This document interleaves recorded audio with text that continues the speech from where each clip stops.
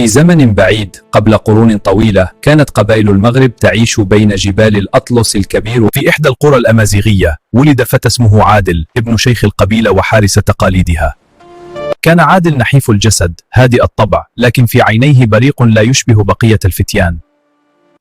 بينما كانوا يتسابقون في رمي الرماح وركوب الخيل، كان هو يجلس قرب جده العجوز يستمع إلى قصص الأجداد عن الشجاعة والوحدة.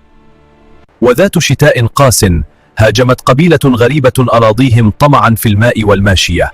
الخوف، واجتمع الرجال في ساحة القرية يتجادلون هل يقاتلون أم ينسحبون إلى الجبال.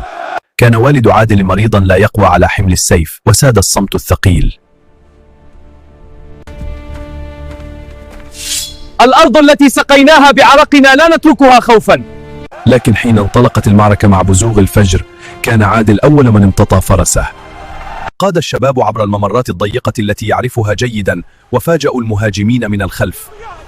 ومع غروب الشمس انسحبت القبيلة الغازية، وارتفعت زغاريد النساء فوق سفوح الجبال. في تلك الليلة وضع الشيخ يده على كتف عادل وقال: الشجاعة لا تقاس بالعمر بل بالقلب.